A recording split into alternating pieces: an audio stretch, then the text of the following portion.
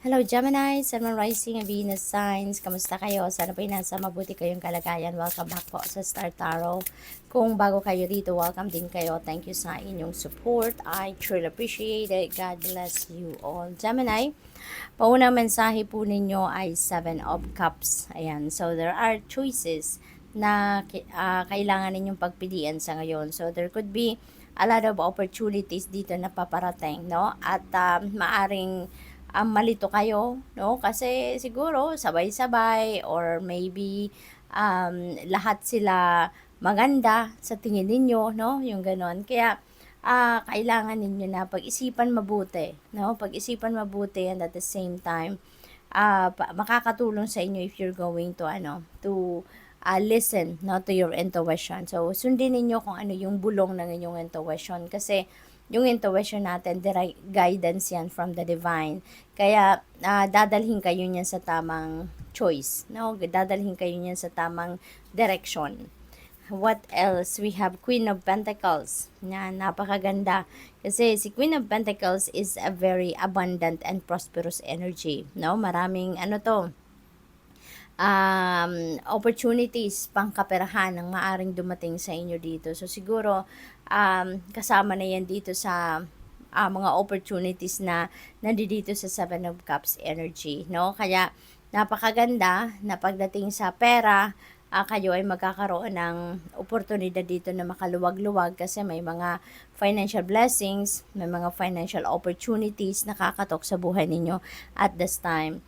Si Queen of Pentacles then is a very nurturing energy. Very sensible din siya, very loving, very charming, loyal siya, matalino, yung ganun. Lalo-lalo na pagdating sa time management, pagmamanage ng pera, no, magaling si Queen of Pentacles. Kaya, maaring ganun din kayo ngayon, Gemini. Maaring you're going to embody the energy of Queen of Pentacles. Maalaga yung ganun, no? Maybe, you're also taking care of your family, no, hands-on, or maybe you're taking care of your parents, maaring nagtatrabaho din kayo sa isang caring facility, maaring ganon din ang ganap dyan. We have Three of Cups. Ayan, there is joy, abundance, no? Celebration. Kaya napakasaya ni Gemini sa ngayon kasi marami kayo sigurong pinagkakaabalahan sa ngayon.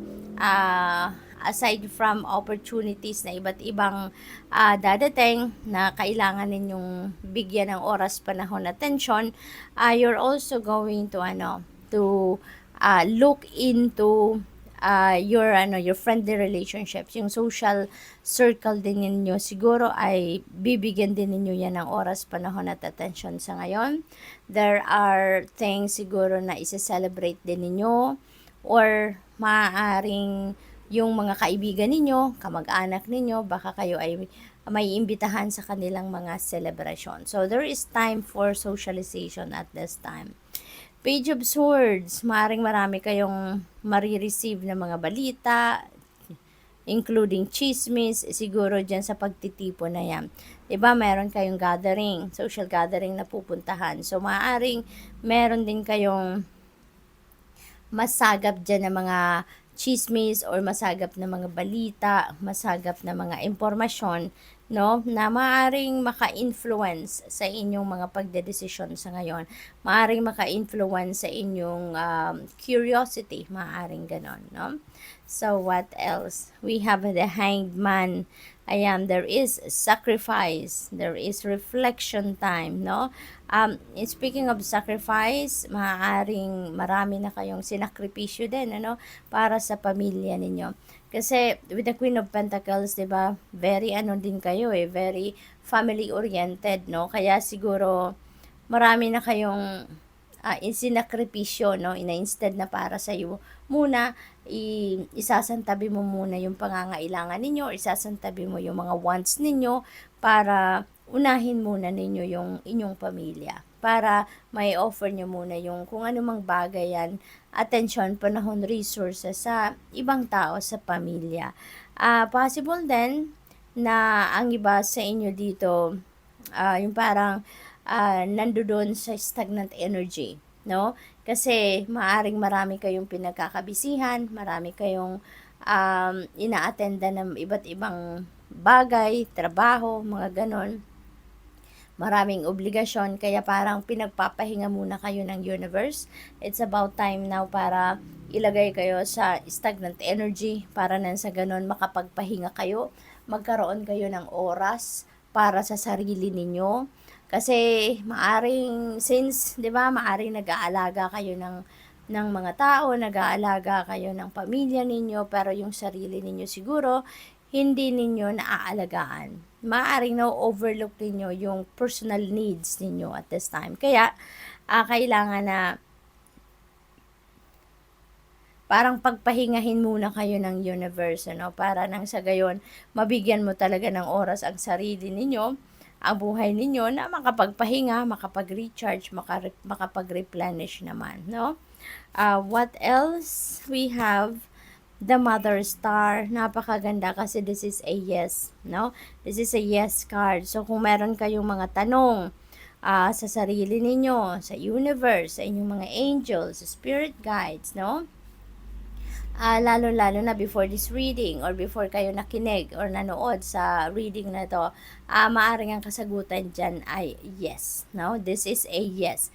Kaya go for it because that could be a signal sa iyo na sige na, gawin mo na yan, you're on the right track, you've got the right decision, maaring ganon. Probably then, ang iba sa inyo siguro may meeting, may transactions, may negotiations na gagawin in the next few hours or few days. So siguro, ano yan, maaring meron kang pagsasabihan ng yes, or baka ikaw yung makakatanggap ng yes na kasagutan, no, from the people that you're going to talk to. Tower energy. This is a beginning and ending, no? Kapag may nagtatapos, may nagsisimula, hindi ba? Kaya dito sa Tower, meron ditong magtatapos na chapter sa buhay ninyo. Meron na kayong tatapusin, meron ng tutuldukan na sitwasyon dito. It's because you're headed towards a new beginning, a different path na kung saan you will be in alignment with your destiny. May gulat factor ito, may surprise element ito. Kaya maaring sa una ma-overwhelm kayo dito. As in, hindi ninyo to sukat akalain ng mga pagbabagong ito. Pero, divine timing has come, it has to happen. At saka, it is the divine universe doing this favor for you. Hindi ikaw, no? Hindi mo ito kagustuhan, hindi mo ito plenano. It is the part of the divine plan. Kaya, it is going to unfold na sa ngayon because divine timing has come and it has to happen sa buhay ninyo. So, iba-iba to. Depende sa inyong sitwasyon. Maaring pagbabago ito related sa relationship, sa trabaho, sa career ninyo. Depende. No? Depende sa inyong sitwasyon. The Hermit energy. Maybe you're dealing with a Virgo, Gemini. Maaring meron din kayong mga Virgo placements sa iyong chart, or maybe meron kayong kaibigan that you are going to be dealing with sa ngayon na Virgo, or kamag-anak, no? Depende rin sa inyong sitwasyon. So, this is also a time for solitude. This is a time for inner work. It's a time for healing. Kaya, maaring nangangailangan din kayo talaga sa ngayon ng pahinga, no? Kaya kayo pinagsusolitude, or maybe kailangan ninyo dito na magnilay-nilay, magmuni-muni, because there may be some things that needs your attention na siguro matagal nang hindi ninyo nabibigyan ng attention at panahon. Kaya sa ngayon, bibigyan kayo ng pagkakataon, no, ng universe dito na magawa ninyo yan at malagyan ninyo ng focus ninyo sa ngayon so that you'll be able to address, no, kung ano man ang mga bagay-bagay na dapat ninyong ma-address sa ibang parte ng buhay ninyo. So, good luck. Thank you for watching. Love and light. Namaste.